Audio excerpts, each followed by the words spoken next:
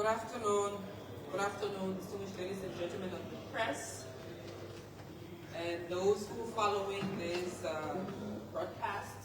Welcome to another edition of the Executive Mansion's regular press briefing.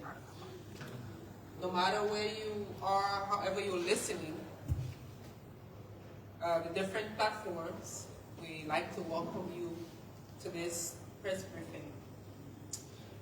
Today we are going to talk to you about a number of things, the happenings and activities of the President during the course of the week, his engagements, his key meetings, as well as briefing from the Cabinet. As you know, on yesterday, the President had his second Cabinet meeting. So the President Week, as always, have been very busy.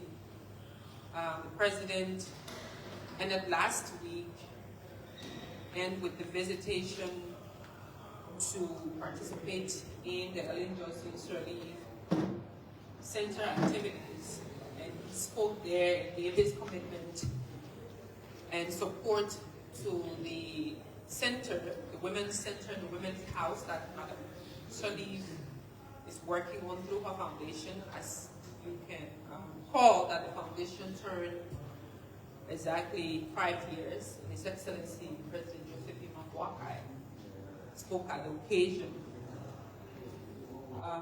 The President also, beginning of the week, attended the opening of the Honorable Supreme Court.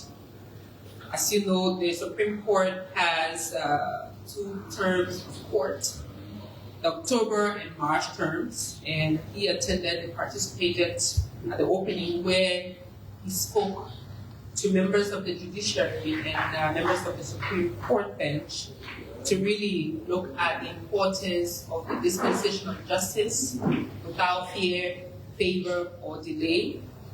And the President was happy to also be there to speak and interact with the justices. Prior to that, and over the same very weekend, His Excellency also had an engagement with an envoy to the Tanzania President, also a former President of Tanzania. That engagement was very well attended with the other delegation, and the President did extend his appreciation to the President of Tanzania, which is the current President of Tanzania, for the delegation that was sent to him to discuss a number of things, paramount of collaboration and support for the 2 countries. As you know, the President also commemorated the Decoration Day with a visitation to cemeteries across Montserrat, specifically at the grave site of the late former President William P.S. Tubman at the Centennial Memorial Pavilion, as well as the visitation on Camp Johnson Road, where it holds the remains of former President Daniel B. Warner. And also, the President did visit the Newport Road Memorial Cemetery, where victims of the Liberian Civil War, some victims, I may say, of the Liberian Civil War, were buried in mass graves. Having completed that particular activity, the President also had substantive continuation of the previous Cabinet meeting, but this time it focused on key components, particularly on collaboration and communication, as well as coordination within the government and across agencies of government, but also key security briefing from the team at the Ministry of Justice, especially the Minister of Justice. The President has also made a number of appointments, and I will list it very shortly, affecting different agencies, beginning with the Ministry of Justice, President has appointed Councillor John D. Nia as County Attorney for Nimba County, Attorney Frank Suku Sr., County Attorney for Sino County, Councillor Gabriel G. Ule, County Attorney for Grand County, Councillor J. Arthur Sumo, County Attorney for Lofa County, Councillor Pato Jabba, County Attorney for Bomi County, Councillor Yongpao R.G. Day, County Attorney for Grand Cape Mount County, Councillor Arthur M.S. Washington, County Attorney for Bapulu County, and Councillor Joshua G.K. Odoy, County Attorney of Maryland County. The President also has appointed Mr. Abner W. Yonley as the Executive Director and Principal Deputy for the Liberia Aircraft Accident Investigation Bureau. And this appointment is based on Mr. Yonley's confidence, but more importantly, his experience within the aviation sector. The President has also appointed Mr. J. Sarah Senge Sr. as Acting Director General of the National Fisheries and Agriculture Authority, NAFA, and his appointment is based on recommendation from the Board of Directors of the authority. Finally, His Excellency President Joseph Boakai also have appointed as Managing Director Mr. Mohammed M. Sharif, Managing Director of the Liberia Electricity Corporation. These appointments, where necessary, will go through Senate confirmation, and upon the confirmation of the Liberian Senate, the appointment will duly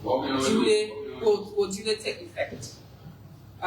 For the appointment, as I mentioned, they are due for Senate confirmation. And the President is encouraging the Liberian Senate to effectuate proceedings consonant with the appointment or the conclusion of these, so that these qualified Liberians and individuals with explicit confidence from the President are able to continue the workings.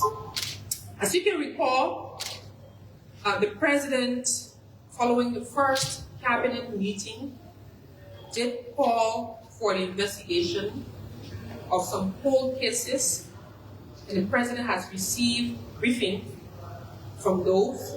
But prior to that, on yesterday, the President did receive a courtesy visit from the Speaker of the Ghanaian Parliament.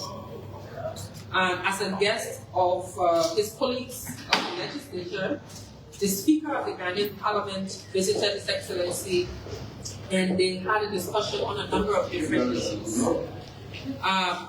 Prominent among the discussion was our collaboration. And as you all know, His Excellency was in Ghana to attend the inauguration ceremony of the President, the Ghanaian President, His Excellency Mahama, John Mahama, and he was also there in December of last year. So this visit also shows the collaboration between Ghana and Liberia and the friendly relationship the two countries have shared over the years.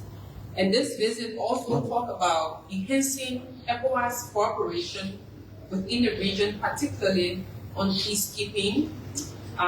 He also expressed his appreciation to the President for the reception he received, and he looks forward to future engagement. So on the opening of the cases,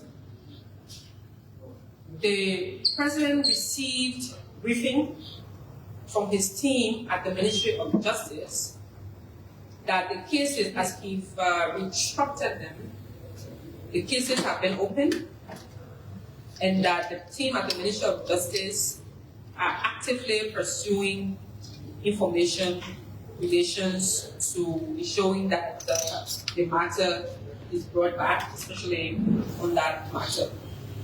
The President also received briefing on the upcoming Nimba County by-elections and the security strength and the NEC's support or willingness or strength in terms of organizing the elections. And that is happening, and things are under control or being ready for that elections. And it's encouraging all citizens of Nimba to engage in the electoral process with the fairness, freeness, and peaceful manner, as this interest is to ensure that all our country, there's peace everywhere.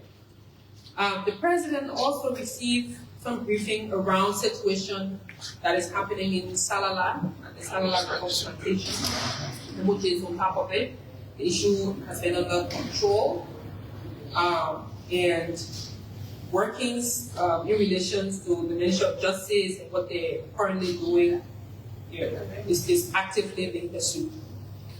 Investigation into the 16 million and the government auditor's debt, as well as human trafficking in Grand Jide and Lima counties, as I've mentioned, have resumed.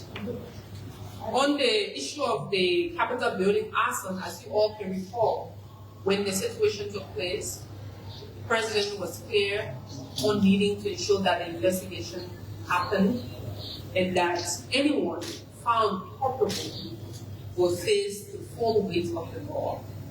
And his team has briefed him that there's an active investigation ongoing, and as soon as, in fact, the U.S. forensic experts in arson have completed the work and submitted a report, and the team is seriously looking at it and will be able to give update on that. But it's an active investigation ongoing, and he's following it through his team from the Ministry of Justice and his legal team.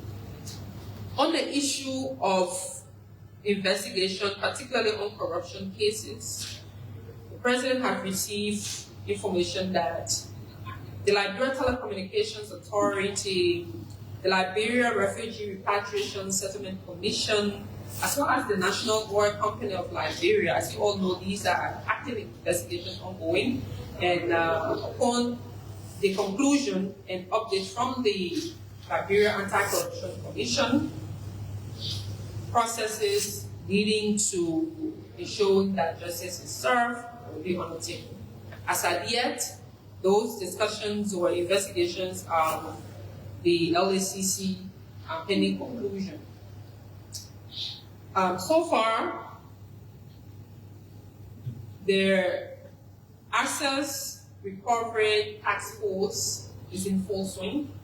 As you all know, last week the President did extend the executive order that ended to give the access recovery and property retrieval task force an additional 1 year to be able to ensure that the investigation that they started, the cases that they have highlighted so far, and that the issues that they have seen so far, they're able to ensure that they can draw up indictment and that the cases can actively begin those that are indictable offenses and those that need direct retrieval, or those that the accused are, following up with the investigation or are complying with the investigation that it happens. But these are active matters are happening. So we're happy to update you all that things are moving, that His Excellency is very concerned and happy that with the progress so far, and that he is going to do everything in his power to ensure that his promises to the people, the workings that he intends to do, what he's doing every day, his promises are met. So far, thank you all so much. I look forward to taking your questions should you have any. Good afternoon. Yes. Thank you, Madam Press Secretary. My name is Joseph Daniels, and I report for OPFM. Two questions quickly. The first one, you mentioned about investigations that are ongoing in relation to corruption. One of those cases you didn't mention, maybe you could talk more about, is the suspension of our boss, Emma Glasgow. Madam Glasgow has said that since her suspension is going to a month, and she has received no invitation for any form of investigation as to what she was accused of. Can you speak to that particular situation? Has she been invited? Is investigation also ongoing? Who are those conducting the investigation? Also, President Waka spoke about the unemployment rates in the country yesterday, talking about violence, all of those. Is the president disappointed in the slow pace of his administration to deliver, especially the young people? Yeah. Thank you. For me, it's my pleasure being here for the very first time at this press briefing. My name is Moses. I come from the BBC. Two quick questions. The first one has to do with the update from the Ministry of Justice as relates to the death of the auditors. Have there been people of interest since the president asked the Justice Ministry and justice actors to get involved in making sure these investigations are concluded? Today is just the close of the president's suspension of officials, or over 400 officials that were suspended for failing to declare their asset. And I guess it concludes today. Do we have any news of people failing to comply, and what are the next steps? Nice. Yes. Yep. Thank you, Madam Press Secretary. My name is Moses Pakola, and I report for Lux FM. So last week, I did ask about the report from the University of Liberia on the Commerce Inspector General, Don Cooper. And you said the president has been briefed, and once he receives a briefing from the university, he would take appropriate action. As the president being briefed by the university. Two, just running through the national budget, I want to know what projects will the president be undertaking in this fiscal year, because there's some 149,000 allotted for presidential projects. Yep, that's it for now. Okay, thank you. And I'll start with your last question, Moses, on what project. So within the Ministry of State for Presidential Affairs, once it's approved, and once the president says this is what he wants to work on, and the team approved it is ready for implementation, that information will happen. And the thing with the budget and the allocation of the resources, yes, the budget is a plan. And once it is planned, and once there are resources based on revenue generation, once the resources are available and allotment is made, then you're prepared or ready to implement it. So sometimes when you see the budget numbers, doesn't mean there are resources, they're lying down ready for implementation. Especially now that with a number of different things happening, and last week, as you recall, we did talk lengthily about USAIDs and the drawdown, and as you can tell, officially, I think it was this week or yesterday, that the US government had officially cancelled about 85% or so of all of USAID funding. So that means what we're doing now as a government is recalibrating. So even with the budget composition now, there are discussions around readjustment, especially to those critical sectors that need support, additional support. And as you know, there are a number of Liberians who are working in those international organizations who are being laid off or are already, have been sacked, if you will, and they too, their consideration on, what to do, especially when talking about the employment context and where we are. So, especially on the readjustment of budgets, there will be time that you see, especially now that there are challenges where there's a need to do some adjustments here and there. On the comments, inspector, the president and I spoke this week, and I have not received an indication that he was briefed by the University of Liberia team as to the action or activities of what's happening with that.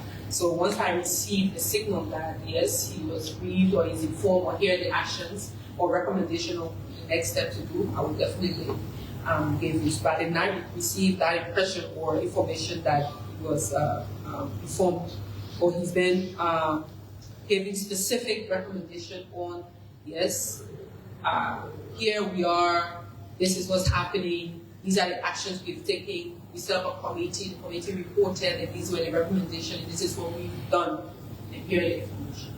So once we get to that conclusion, we'll definitely inform all of you. So on the issue of so we're going from bottom to top. So on the issue of the 400 officials, thank you, that's a very important question and access declaration. Currently, we've not had the full briefing from LACC as yet as to who on that list have applied and who's outstanding. When the LACC gives the president that update, he will definitely share it and will inform you all. And I will also be reaching out to the president to see where we are on it, what is the next action he's going to take, especially those officials who haven't been notified, having served the suspension, and not yet we will declare the access. Whatever action the president takes will all be communicated to you. On the reopening of the cases, on the death of the auditors, as you know, Moses, on cold cases in a legal terminology, meaning cases that's died out or probably ended in a way, to reopen them, it requires a lot of active investigation. And since the president did mandate last cabinet, the justice minister and his team to reopen the cases and investigate, if updated the president that that has happened, meaning that the file has been taken from wherever bottom of the folder it is to come back on top to go through and see where the issues were and what were the information. But because they're active investigation, there are certain components of where the case is at the moment that are still classified, and once they're declassified, you all will be informed of that. On the issue of the employment rate, whether or not the president is disappointed with the slow pace of his administration, well, the president is not disappointed in the slow pace of the administration or what he's doing. The president has asked his ministers and cabinet members to really expedite some of the things that are doing. As you know, we did talk to you all about the employment program that started in recruitment. In fact, the Minister of Youth and Sport and the team that's in charge of the recruitment of young people for the temporary job has currently been offered. They are sent out an application with SOEs for about, they wanted at least 700 people to do jobs, including sanitary jobs, other jobs in the informal sector. However, the application was for about 700. They had over 1,500 or 15,000 actually, 15,000 applications. And out of that, they managed to at least recruit about 1,000. But the plan of this recruitment is not just a one-time, and it's not just based in Montserrat. The plan is to do it across the country, but also do it regularly, say at least twice a year, to do this kind of, especially for young people who are unemployed but are not in the formal sector or have limited education. And however, you would believe, Joseph, there are people who, as I'm told, of the level of master's degree who have also applied. It tells you that the issue of unemployment is high among people. And the president is very clear. Besides just this opportunity, the president has mandated his team working in the youth sector to really work hard. In fact, I'm not sure I want to share that because it's a very exciting news about what's going to happen with the Ministry of Executive Planning, working with the Ministry of Finance, Development Planning, and others to launch a major youth program. And that program, I can tell you, will really be a game changer because it's not only going to look at a few young persons who work across the country, but it's something that would be worth, the investment. Because unemployment, the president knows, is high, especially among some people. He always mentioned on the connectivity or the connection between unemployment and the security sector for young people, because there's a parlance we say an idle mind is the devil's workshop. So he's working and thinking every day on mechanisms and ways in which he's able to find opportunities for job creation for young people. And he's working on that along with his youth employment team. On the issue of the NAPA, as we've said a number of times, that as you know, the president yesterday announced the acting head of NAPA, Mr. J. Cyrus Sene, and the investigation is still on. And again, investigations take on different forms. It doesn't mean if they didn't call you today, they're not going to call you tomorrow. And if you are suspended on something, the reason that you were suspended for, the person who appointed you explain the reasons and that the investigation will take place. As to where the investigation started, as you may know, the Office of the Ombudsman was in charge of the preliminary investigation, and it still is. And upon that conclusion, they're going to forward the information to the president. And yes, the suspension is still on, and the investigation is active, because the investigation, again, is not just by calling you responsible. Their paper trail is possible. There are other forms of investigation that's ongoing, and they're going to continue on that level until the investigation is brought to finality. One key aspect that I can tell you that was discussed in yesterday's meeting, and I know most of you has been some of your interest as to timelines and the swiftness of some of the conversation or actions or investigation. The president is keen. In fact, they did set up entire metrics on the timeline on when certain things should happen. So I can assure you that those investigations that are pending, specific timelines, have been communicated to the specific agencies, and will inform you again what action to be taken, especially beginning with this access declaration, what next and what's going to happen.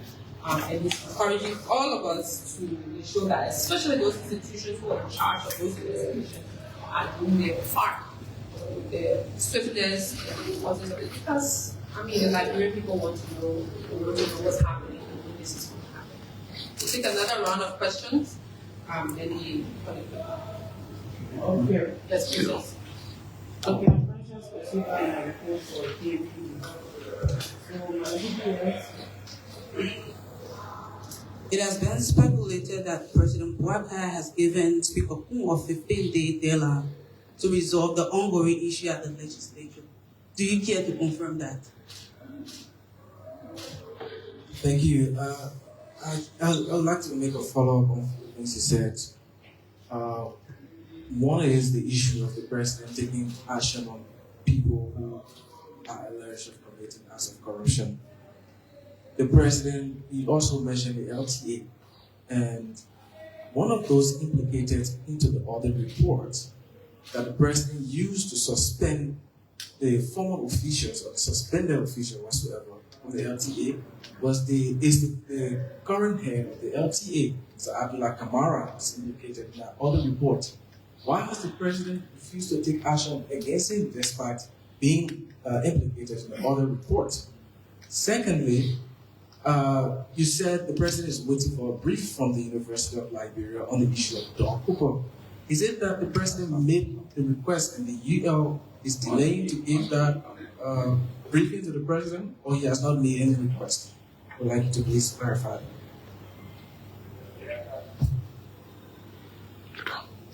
Great. I really want you to be emphatic about this. How strong is President Walker on the fight against corruption?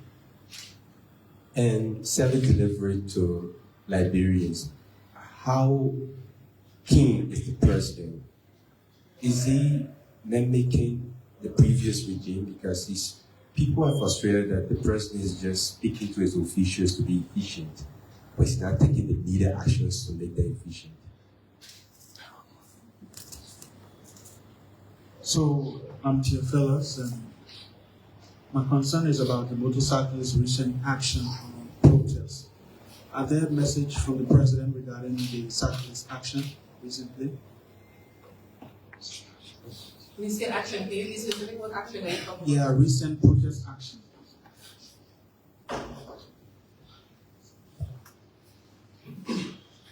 Yeah, Madam TPS, just a follow-up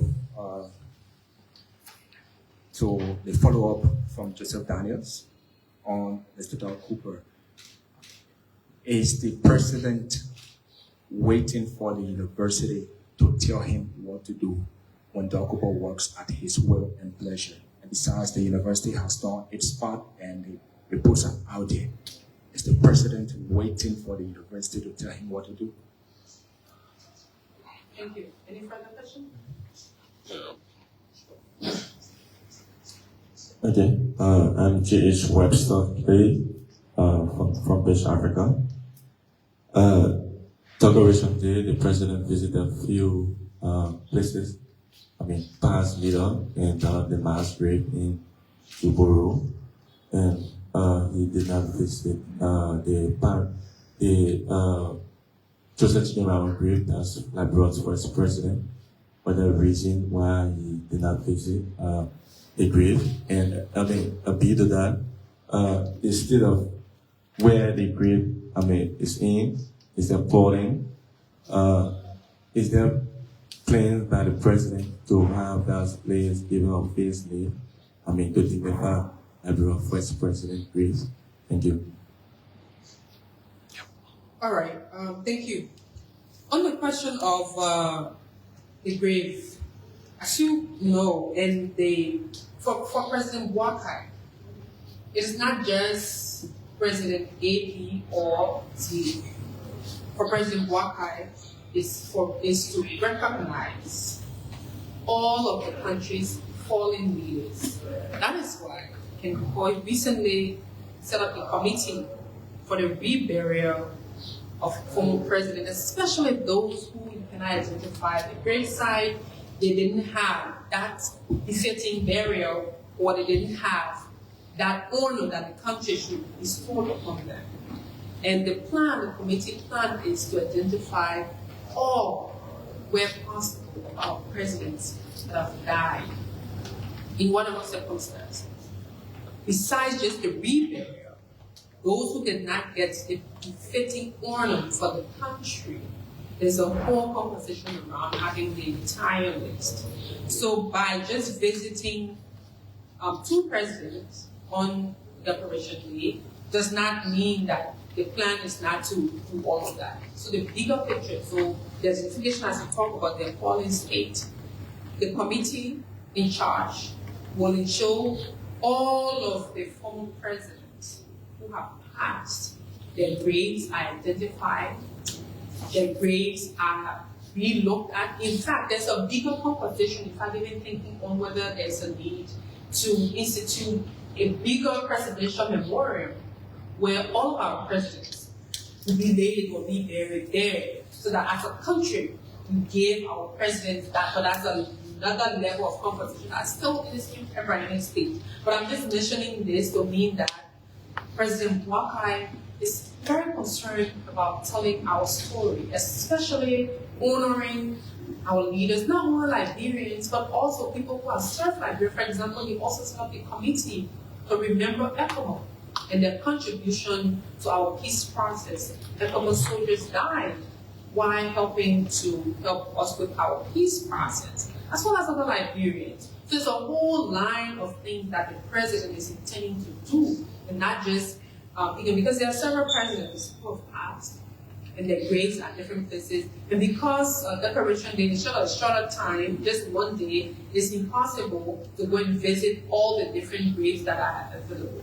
So the places he visited there just for that symbolic nature to show that the country have not forgotten her past. The country have not forgotten the people who stood for her and her compatriots who passed away, especially even going to the mass grave of Liberians, who died because of the Civil War. So no, the president didn't just visit, or he didn't, not that he intended to not visit, if he left for President Walker alone, he wants to do the whole 9 years to visit all of the presidents, the former president grave site, and even give those grave sites befitting present, so that when you see it, you know it's a memorial, it's a place for a former president who served the country. So it wasn't any intent of not doing that. On the question of the motorcyclists, whether there's any message for them. The issue of motorcycle, and I was telling someone this the other day on one of the radio stations. The president empathizes with the young people who are using the motorcycle to make ends meet. He's very compassionate about young people. Every day when he's driving around town and sees young people in the street on the motorbike, using it for school, using it for other purposes, he's really thinking on what other mechanism, what other employment opportunity can be made available for these young people. Unfortunately, there are elements within the motorcyclist group who, when there are issues, they use violence, they set up roadblocks, they use mob issues, they do all sorts of things. And that has been problematic. And with the National Police, the team at the Ministry of Justice, the installation of the ban in certain areas. In fact, motorcycle riding is not banned all across the country. There's just a no-go zone in every part of the world. There are places that they have no-go zone, meaning you cannot go this place. Even now on a motorcycle, there are even some trucks, there are some vehicles that are not allowed to pass certain areas. So the president is really telling the young people that where it says no-go zone, please do not go there. You can run your traffic in other places that you're allowed to. And he's encouraging the young people to be law-abiding citizens. But most importantly, he's working on mechanisms to ensure that the issue of transportation, especially because they're contributing to the transport sector, and he's encouraging young people to really find out the fact, but more so to invest in the transportation sector. And he's working with the Transit Authority and other people to help us with vehicles to do different things that will help the transport sector. On the issue of whether or not the president is concerned with service delivery, or he's only talking to his ministers, of course the president is very concerned of impacting the country, developing the sectors, and making sure the sectors work. If you just go across the country today, you realize that some of the institutions because where the president took this country from, most of our institutions were broken down. Most of our institutions had challenges. Structures were not there. You go to offices, reporting mechanisms, leadership there, people who are working in silos. Not that it's currently perfect in the system, but I can tell you that the structures are getting in place. Things are moving gradually, because before you go to doing the massive things, you have to put in those institutional benchmarks where people know what they're supposed to do, people do what they're supposed to do. Once you set up the institutional structure, and we've talked about this, especially so in the first year being the year to set up things and see where the country is coming from and put those things in place. So Moses, things are happening, they're happening gradually, and things will happen. In fact, some infrastructure projects are already taking roots, especially with the roads. You can see some action ongoing. The issue of the staple food, because a lot of times people say, oh, the everyday commodity, or the bread and butter. The bread and butter issue is our major issue, the rice. Rice price have at least been stabilized.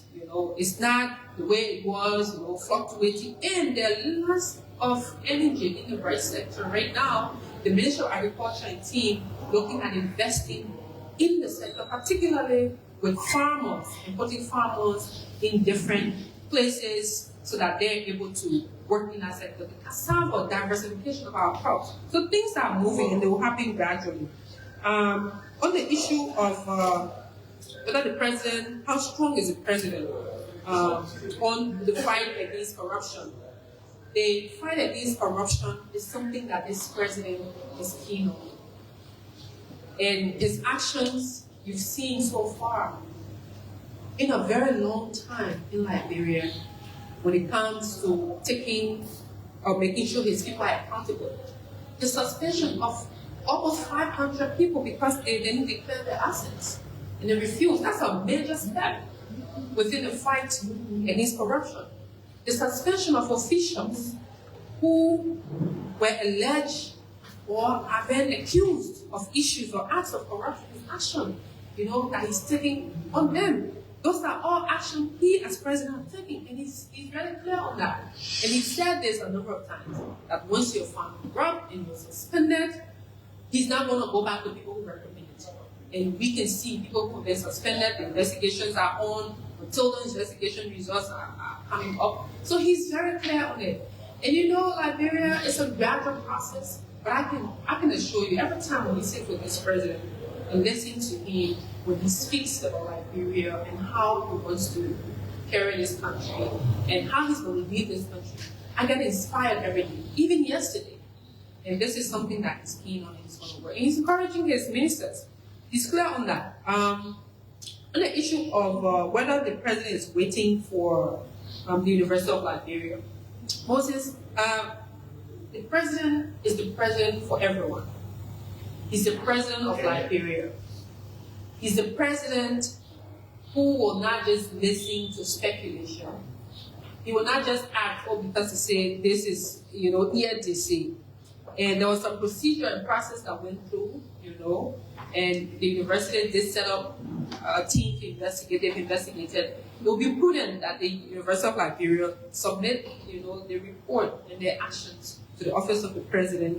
He will take action. In fact, this is also in consonance with the CSA team as well, and the president will give direct instructions to what next to happen, and that will be one of the solutions. So he's not necessarily waiting on the university, but I think the university also needs to do herself, to be able to update the president on some of those actions that he's taking.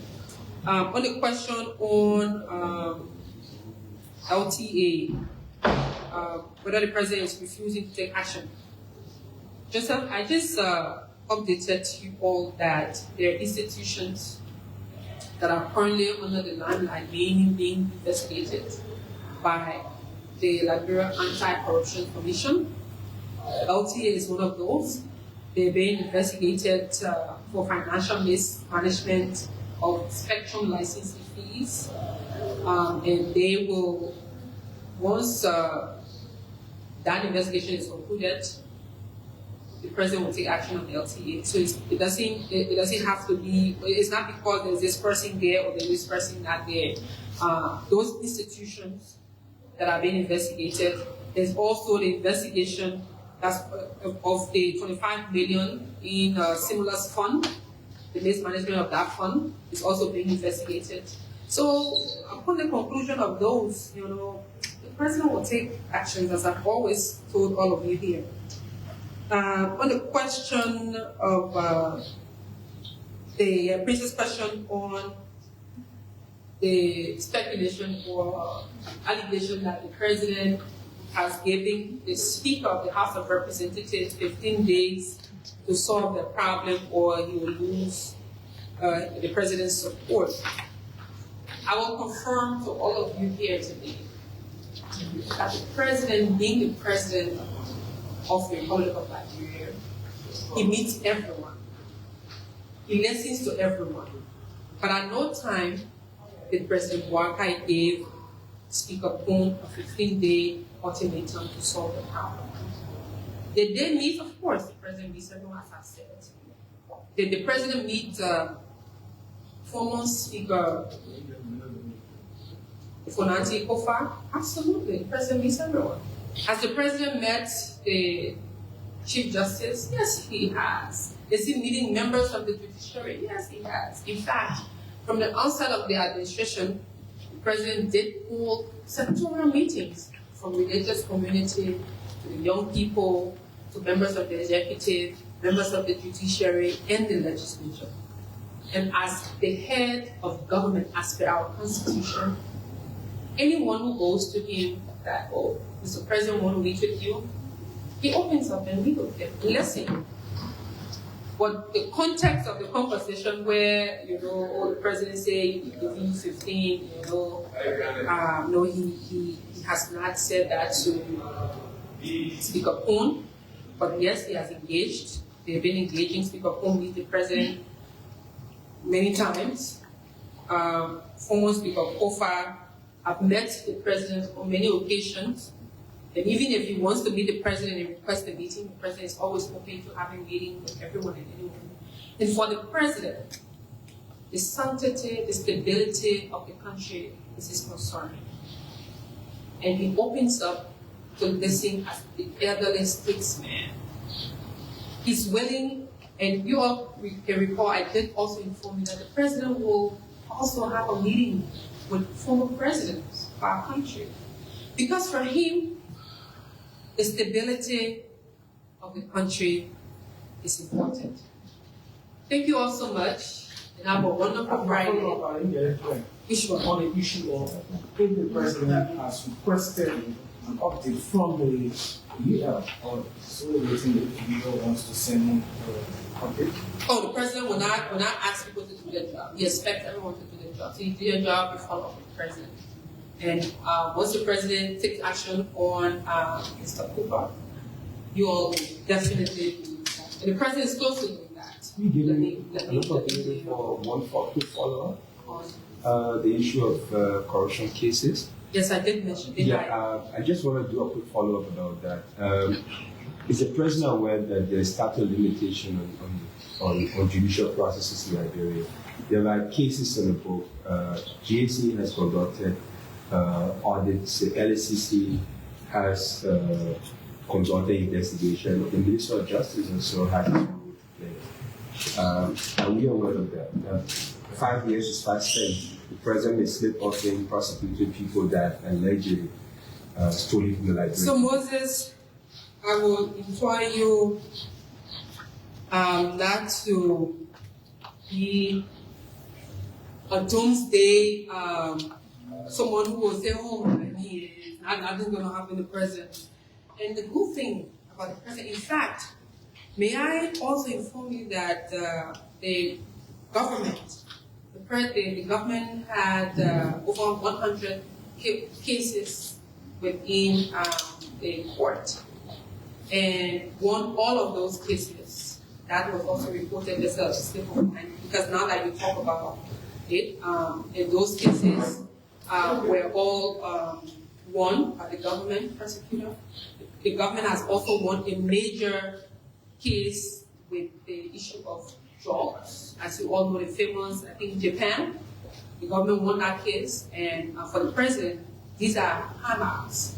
And there are, I think, 2 or 4 cases that are with the ECOWAS court, and the government won 2 of them, and 2 are still pending. I'm bringing this to let you know that on the issue of the justice side, the president has a crack team of justice actor. The current justice minister is a legal luminary. He has spent many years being a lawyer and working on several cases. He comes with the experience.